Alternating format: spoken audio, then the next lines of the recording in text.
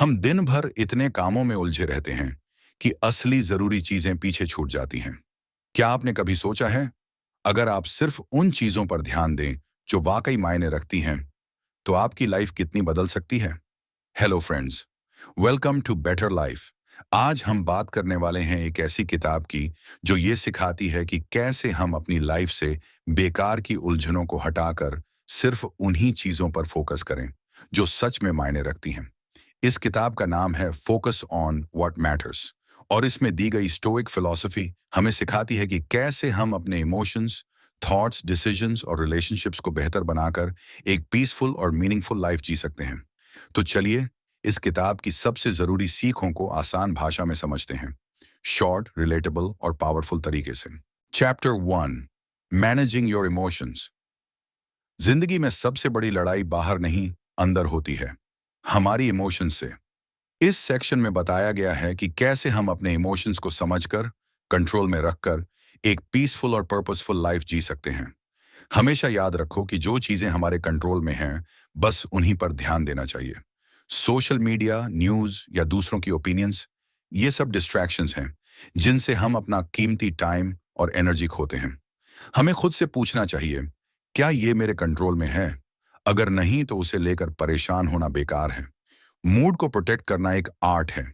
जब हम दूसरों की नेगेटिविटी अब्सॉर्ब कर लेते हैं, तो हमारा खुद का अच्छा मूड भी खराब हो जाता है। स्टोइसिज्म सिखाता है कि दूसरों के इमोशंस को समझो, लेकिन खुद के ऊपर हावी मत होने दो। सिंपैथी दो, लेकिन अपनी पीस को प्रायोरिटी दो। मोटिवेशन खो जाए तो वापस लाने का सबसे बढ़िया तरीका है नॉलेज की तरफ लौटना। कोई इंटरेस्टिंग बुक पढ़ो, क्यूरियोसिटी को फॉलो करो। लर्निंग हमें एक नई एनर्जी देता है। जैसे ही हम कुछ नया सीखते हैं, हमारे अंदर एक्साइटमेंट वापस आती है। एंजाइटी भी एक नॉर्मल ह्यूमन एक्सपीरियंस है, लेकिन इसे कंट्रोल में रखना जरूरी है। इसका सॉल्यूशन है डिटैचमेंट।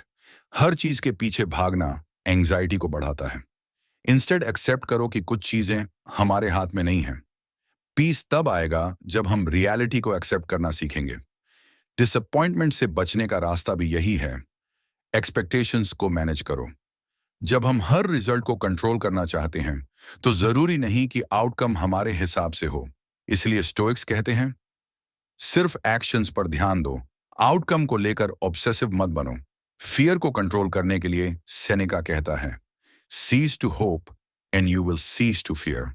ज्यादा उम्मीदें लगाना हमें डराता है कि कहीं ऐसा ना हो जाए। अगर हम होप को लूज रखेंगे और सिर्फ एक्शन पर फोकस करेंगे, तो फियर भी कम होगा। और सबसे इंपॉर्टेंट, खुद को ब्रेक देना सीखो। जब चीजें खराब होती हैं, जैसे मशीन खराब हो गई, कोई प्लान फेल हो गया, तो खुद पर गुस्सा करने से कुछ नहीं होता। स्टोइक माइंडसेट कहता है, ऑब्जर्व करो, लाफ करो और आगे बढ़ो। सेल्फ कंपैशन बहुत जरूरी है। इस पूरे सेक्शन में स्टोइक फिलॉसफी ये सिखाती है कि इमोशंस को सप्रेस नहीं, बल्कि ऑब्जर्व करके वाइजली हैंडल करना चाहिए। यही पाथ है इनर पीस और पर्सनल ग्रोथ की तरफ। Chapter 2, managing your thoughts. हमारे थॉट्स ही हमारी रियलिटी बनाते हैं। अगर हम अपने माइंड को कंट्रोल करना सीख जाएं, तो जिंदगी का हर एरिया बेटर हो सकता है। इस सेक्शन में बताया गया है कि कैसे हम अपने थॉट प्रोसेस को डिसिप्लिन करके ज्यादा फोकस्ड और पीसफुल बन सकते हैं। सबसे पहले यह समझो कि सराउंडिंग्स बदलने से माइंड का इश्यू सॉल्व नहीं होता। माइंडसेट चेंज करना ज्यादा पावरफुल है। हम सोचते हैं कि वेकेशन, न्यू जॉब या न्यू सिटी हमें खुश कर देगी, लेकिन जब तक अंदर क्लैरिटी नहीं है, बाहर की चीजें टेम्पररी रिलीफ देती हैं। सेनेका भी यही कहते हैं, सराउंडिंग्स नहीं, एटीट्यूड बदलो। नेक्स्ट आता है सेल्फ ऑब्जर्वेशन। मार्कस ऑरेलियस अपने राइटिंग्स में खुद से क्वेश्चंस पूछते हैं, what am I using my mind for. हमें भी यही करना है।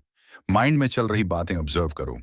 अगर हम बार बार सेम नेगेटिव थॉट्स सोचते हैं या पास्ट कॉन्वर्सेशंस रिप्ले करते रहते हैं, तो ये सिर्फ टाइम और एनर्जी की बर्बादी है।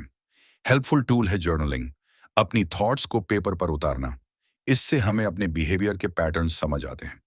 जैसे राइटर ने एग्जाम्पल दिया कि ट्रेडिंग में वो बार बार वही गलती कर रहे थे, इमोशंस में आकर रॉन्ग डिसीजन लेना। जर्नलिंग से उन्होंने ये पैटर्न पकड़ा और उसे चेंज किया। फिर आता है मेंटल इनपुट को फिल्टर करना। आज के टाइम में यूजलेस इंफॉर्मेशन हर जगह है। Social media, gossip, news etcetera. Stoic mindset कहता है कि माइंड को गार्ड करना जरूरी है। जैसे लिवरमोर और मार्कस ऑरेलियस जैसे थिंकर्स भी बिलीव करते थे कि अनइंटरप्टेड थिंकिंग ही ट्रू क्लैरिटी लाती है। अगर आप हर वक्त ओपिनियंस, कमेंट्स और डिस्ट्रैक्शन से घिरे रहेंगे तो अपने रियल थॉट्स कभी सुन ही नहीं पाएंगे। इसलिए सेलेक्टिव बनो। हर कंटेंट कंज्यूम मत करो। Consume only what helps you grow, जो आपकी थिंकिंग को स्ट्रांग बनाता है। और सबसे बड़ी बात, डिस्ट्रैक्शन से कैसे बचे। मार्कस ऑरेलियस ने कहा था, नो रैंडम एक्शंस, यानी जो भी करो उसमें पर्पस होना चाहिए। जब हम माइंडफुली फोकस करते हैं तो ना सिर्फ काम बेहतर होता है बल्कि इनर सेटिस्फैक्शन भी आती है। डिस्ट्रैक्शन से बचने का एक तरीका है पर्सनल प्रोजेक्ट या गोल रखना। राइटर ने बताया कि वो राइटिंग को अपना मिशन मानते हैं और उसी पर डीप फोकस करते हैं। इसी तरह हम सबको एक पर्पसफुल एक्टिविटी चाहिए होती है जो माइंड को स्टेबिलिटी देती है। इस पूरे सेक्शन में स्टोइसिज्म हमें सिखाता है कि स्ट्रांग और पीसफुल माइंड किसी एक्सटर्नल चीज से नहीं बनता। ये सब इंटरनल प्रोसेस से आता है। और अगर हम इसे कॉन्शियसली कल्टीवेट करें तो हम किसी भी सिचुएशन को क्लैरिटी से हैंडल कर सकते हैं। Chapter 3, knowing yourself better. खुद को जानना ही जिंदगी की सबसे बड़ी विजडम मानी जाती है। लेकिन सिर्फ जानना ही नहीं, उस नॉलेज के हिसाब से जीना भी जरूरी है। इस सेक्शन में यही बताया गया है कि कैसे हम सेल्फ अवेयरनेस और इनर क्लैरिटी से बेटर डिसीजंस ले सकते हैं और एक ऑथेंटिक लाइफ जी सकते हैं। सबसे पहले बात होती है जानना अपना और काम करना अकॉर्डिंगली की। हम सब अपने बारे में बहुत कुछ जानते हैं, क्या पसंद है, क्या नहीं, किस चीज में कंफर्ट है, किस में नहीं। फिर भी अक्सर हम वो डिसीजंस लेते हैं जो हमारी रियल नेचर के खिलाफ होते हैं। जैसे ऑथर ने एग्जाम्पल दिया, उन्होंने एसयूवी खरीदी ये सोचकर कि ट्रिप्स पे जाएंगे, पर असल में वो वैसे इंसान ही नहीं थे।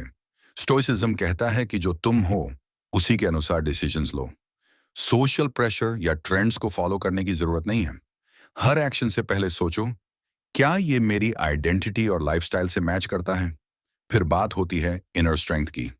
जब टफ टाइम्स आते हैं, पैंडेमिक, आइसोलेशन, फेलियर्स, तब हमें याद रखना चाहिए कि हमारे अंदर ऑलरेडी स्ट्रेंथ मौजूद है।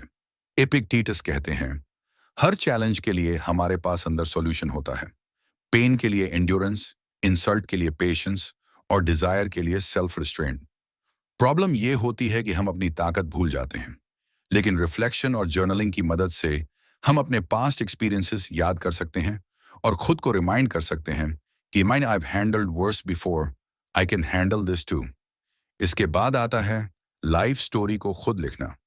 हम जो स्टोरीज अपने बारे में खुद को बताते हैं, जैसे मैं तो हमेशा गिव अप कर देता हूं या मैं टफ सिचुएशंस हैंडल नहीं कर पाता, वो हमें लिमिट करती हैं। लेकिन स्टोइक्स मानते हैं कि आप अपनी स्टोरी खुद रीराइट कर सकते हैं।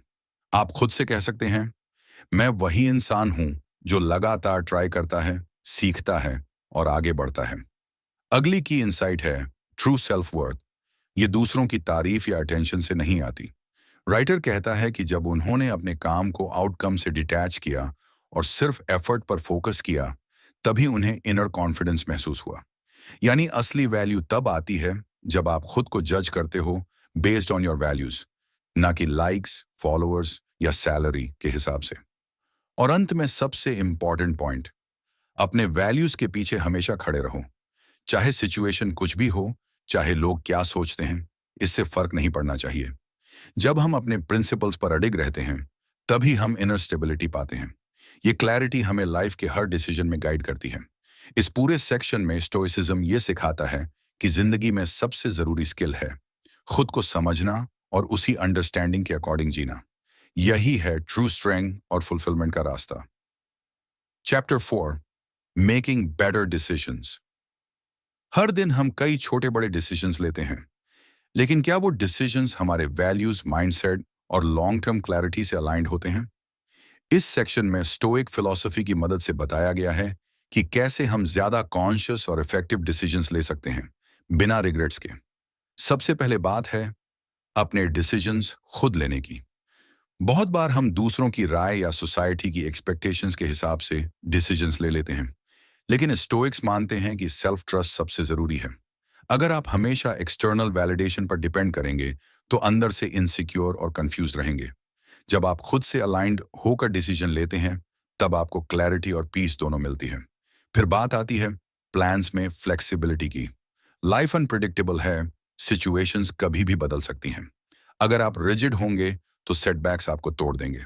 स्टोइक थिंकिंग सिखाती है कि प्लानिंग जरूरी है, पर उससे चिपकना नहीं। अडेप्ट करना सीखो, लेकिन अपने वैल्यूज पर कॉम्प्रोमाइज मत करो। तीसरा पॉइंट है, जो हो रहा है उसे वेलकम करो। ये आइडिया एमोर फाटी से इंस्पायर्ड है, यानी जो कुछ भी लाइफ में हो रहा है उसे हार्ट से एक्सेप्ट करना। रेजिस्टेंस से सिर्फ फ्रस्ट्रेशन बढ़ती है। जब आप माइंडसेट शिफ्ट करते हो और सोचते हो कि ये भी मेरे ग्रोथ का हिस्सा है, तब डिसीजंस नेचुरली अलाइंड होने लगते हैं। इसके बाद आती है वर्स्ट केस सिनेरियो की तैयारी। स्टोइक्स सजेस्ट करते हैं कि हर बड़ा डिसीजन लेने से पहले खुद से पूछो, अगर सब कुछ गलत हो गया तो क्या मैं उस लॉस को इमोशनली हैंडल कर सकता हूं। यह अप्रोच फियर को कम करती है और करेज को बढ़ाती है। अगर वर्स्ट के लिए तैयार हो तो आप कामली डिसीजन ले सकते हैं। यह सेक्शन यही सिखाता है कि बेटर डिसीजन मेकिंग सिर्फ लॉजिक से नहीं, बल्कि इमोशनल क्लैरिटी और फिलोसॉफिकल ग्राउंडिंग से आती है। जब आप अपने कंट्रोल में जो है उसी पर फोकस करते हैं और आउटकम को ग्रेसफुली एक्सेप्ट करना सीखते हैं, तब हर डिसीजन ज्यादा पावरफुल और पर्पसफुल बनता है। स्टोइक तरीका ये नहीं कहता कि इमोशंस को इग्नोर करो, बल्कि ये कहता है कि उन्हें समझो और फिर उस अंडरस्टैंडिंग के साथ एक्शन लो। यही है true decision making mastery. Chapter 5, living a fulfilled life. Fulfilment का मतलब है ऐसी जिंदगी जीना जिसमें सेटिस्फैक्शन हो, मीनिंग हो और इनर पीस भी। इस सेक्शन में स्टोइक लेटर्स के जरिए बताया गया है कि कैसे हम एक पर्पसफुल और डीपली सेटिस्फाइंग लाइफ जी सकते हैं, सुपरफिशियल सक्सेस से हटकर। सबसे पहले बात होती है जिंदगी की ब्रेविटी की। स्टोइक्स बार बार याद दिलाते हैं कि लाइफ शॉर्ट है और अनसर्टन भी, इसलिए इसे वेस्ट नहीं करना चाहिए ट्रिवियल चीजों पर, जैसे आर्ग्यूमेंट्स, गॉसिप या ओवरथिंकिंग। जब हमें ये रियलाइजेशन होती है कि हमारा टाइम लिमिटेड है, तब हम हर दिन को इंटेंशनल तरीके से जीने लगते हैं। दूसरी इंपॉर्टेंट बात है हैप्पी लाइफ कैसे जिए। हैप्पीनेस सिर्फ प्लेजर से नहीं आती, बल्कि सेल्फ अवेयरनेस, रिलेशनशिप्स और डेली डिसिप्लिन से आती है। स्टोइसिज्म हमें सिखाता है कि ट्रू जॉय आउटसाइड से नहीं, हमारे अंदर से पैदा होती है, जैसे मीनिंगफुल काम करना और अपनी रिस्पॉन्सिबिलिटीज को पूरा करना। फिर बताया गया है हार्ड थिंग्स की वैल्यू। आज की दुनिया कंफर्ट के पीछे भागती है, लेकिन स्टोइक्स मानते हैं कि डिसकंफर्ट में ही ग्रोथ है। जब हम मुश्किल काम करते हैं, जैसे अर्ली उठना, कंसिस्टेंट प्रैक्टिस या डिसिप्लिन्ड लाइफ जीना, तो हम अपने कैरेक्टर को मजबूत बनाते हैं। यही हमें फुलफिल करता है, ना कि सिर्फ आराम। अगला आइडिया है पोजेशंस के बिना जॉय, यानी the Joy of owning nothing. Material things ज्यादा टाइम तक खुश नहीं रखती। जब हम डिक्लटर करते हैं, सिर्फ फिजिकल चीजों को नहीं, बल्कि इमोशनल और मेंटल बैगेज को भी, तो हम ज्यादा लाइट और फ्री महसूस करते हैं। यही इनर फ्रीडम ही असली हैप्पीनेस है। फिर आता है कॉन्शियस लाइफ जीना, यानी ऑटो पायलट पे नहीं, बल्कि अवेयरनेस और क्लैरिटी के साथ डिसीजंस लेना। स्मॉल मोमेंट्स जैसे वॉक करना, फैमिली के साथ खाना खाना या किसी स्ट्रेंजर से काइंडनेस से बात करना, यही सारे मोमेंट्स मिलकर एक फुलफिलिंग लाइफ बनाते हैं। और अंत में आपके पास कितना समय बचा है, ये याद रखना। ये कोई डिप्रेसिंग थॉट नहीं है, बल्कि ये अवेयरनेस हमें अर्जेंसी देती है कि हम डिस्ट्रैक्शंस में टाइम वेस्ट ना करें। जब हम जानते हैं कि टाइम कम है, तो हम नेचुरली उन चीजों को चुनते हैं जो ट्रूली मैटर करती हैं, जैसे love, learning, service and presence. इस पूरे सेक्शन में स्टोइसिज्म का कोर मैसेज यही है, फुलफिलमेंट बाहर नहीं, आपके एक्शंस और माइंडसेट के अंदर है। लिव कॉन्शियसली, चूज इंटेंशनली और हर दिन को ऐसे जियो जैसे वो सबसे इंपॉर्टेंट है, क्योंकि वो है भी। Chapter 6, building a better version of yourself. जिंदगी का सबसे बड़ा गोल होता है खुद को बेहतर बनाना। इस सेक्शन में बताया गया है कि कैसे हम अपने माइंड और बॉडी को ट्रेन करके एक मजबूत, रिसोर्सफुल और बैलेंस्ड इंसान बन सकते हैं। सबसे पहले बात आती है माइंड और बॉडी की ट्रेनिंग की वैल्यू। स्टोइक्स मानते थे कि फिजिकल फिटनेस और मेंटल डिसिप्लिन दोनों जरूरी हैं। जब आप अपने बॉडी का ध्यान रखते हो, एक्सरसाइज करते हो, सही खाते हो, रेस्ट करते हो, तो आपका माइंड भी ज्यादा शार्प और काम रहता है। दोनों का बैलेंस ही रियल स्ट्रेंथ देता है। फिर आता है रिसोर्सफुलनेस, यानी मुश्किल हालात में भी क्रिएटिवली और काल्मली सॉल्यूशंस ढूंढना। यह हैबिट तब आती है जब हम प्रॉब्लम्स को लर्निंग अपॉर्चुनिटीज की तरह देखें। जब हम हर फेलियर को एक लेसन समझकर आगे बढ़ते हैं, तो हम ज्यादा फ्लेक्सिबल और स्ट्रांग बनते हैं। मिस्टेक्स करने से डरना छोड़ दो। इस सेक्शन में कहा गया है कि गलतियां ग्रोथ का हिस्सा हैं। स्टोइसिज्म सिखाती है कि मिस्टेक्स पर रिग्रेट करने से ज्यादा जरूरी है कि हम उनसे सीखें और खुद को बेहतर बनाएं। जो लोग मिस्टेक से डरते हैं, वो कभी आगे नहीं बढ़ पाते। सेल्फ टॉक या अपने आप से बात करना भी बहुत महत्वपूर्ण है। जब आप खुद से पॉजिटिव और इंकरेजिंग बातें करते हो, तो आपका कॉन्फिडेंस बढ़ता है। इसके उलट नेगेटिव सेल्फ टॉक आपके प्रोग्रेस को रोकता है। इसलिए अपनी इंटरनल लैंग्वेज को कॉन्शियसली मैनेज करना बहुत जरूरी है। एक और इंपॉर्टेंट आइडिया है कंसिस्टेंसी। रोज थोड़ा थोड़ा बेटर बनने की कोशिश करना। कोई बड़ा जंप नहीं, बस डेली एफर्ट।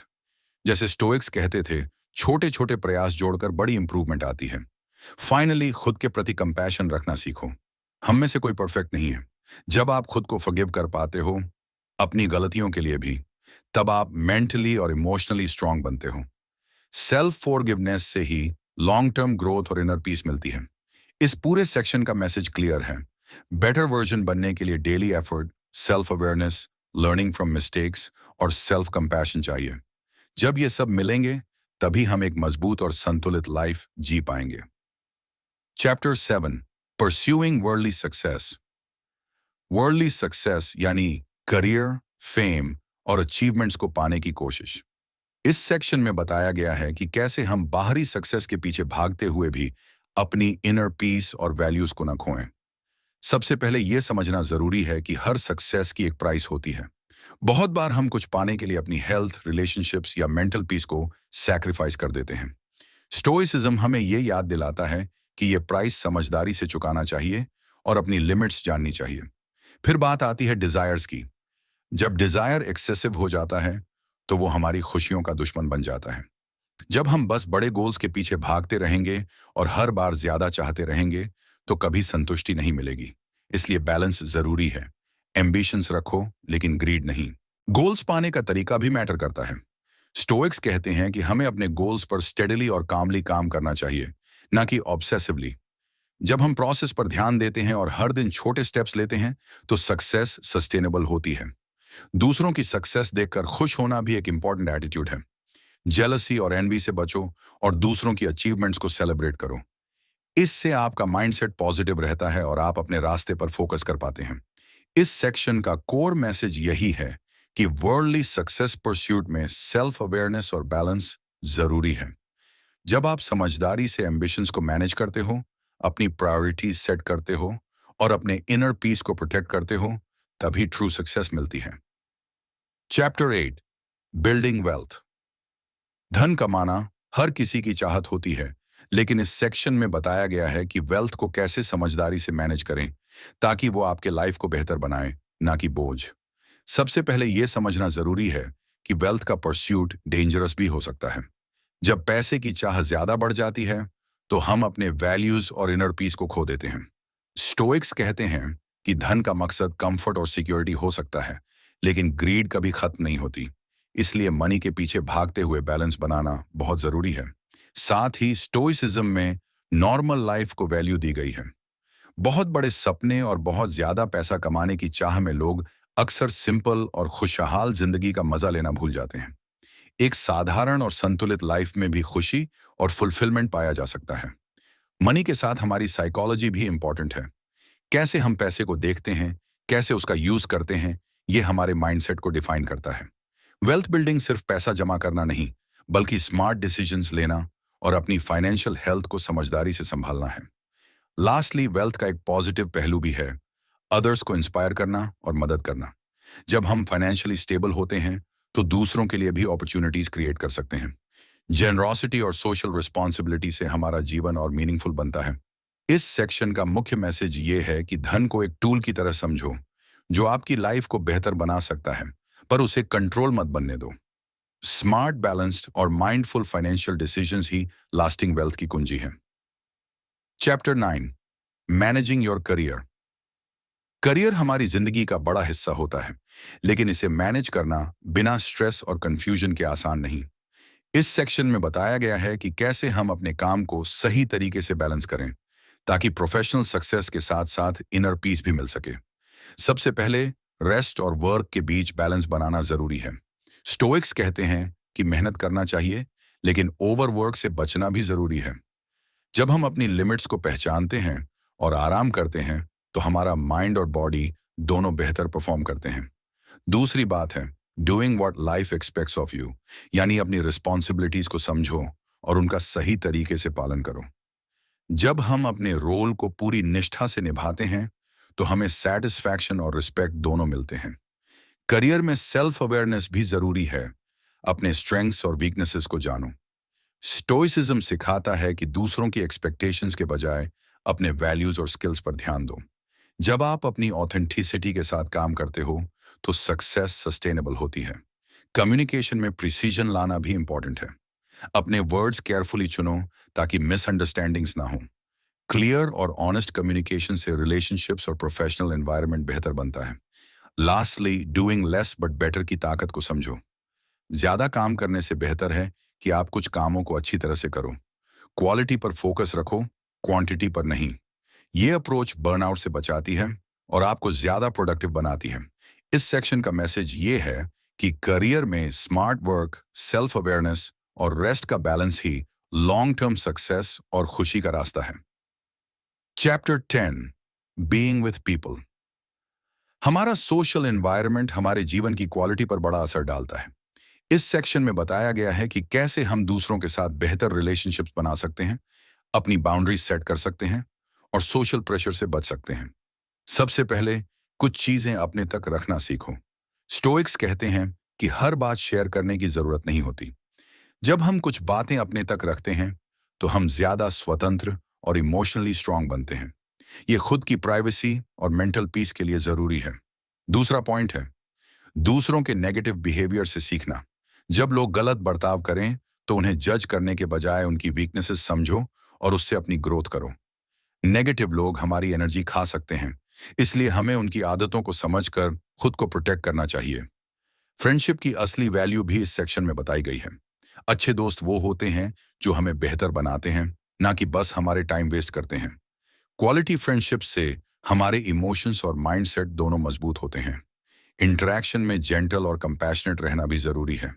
जब हम दूसरों के साथ सॉफ्टनेस से पेश आते हैं तो रिलेशनशिप्स हेल्थी बनते हैं और हम खुद भी इमोशनली मजबूत बनते हैं। एनवी यानी दूसरों की सफलता से जेलसी छोड़ना बहुत जरूरी है। जब हम दूसरों की खुशियों को सेलिब्रेट करते हैं तो हम अपनी इनर पीस और हैप्पीनेस भी बढ़ाते हैं। सोशल अप्रूवल की चिंता कम करें और अपने पाथ पर फोकस करें।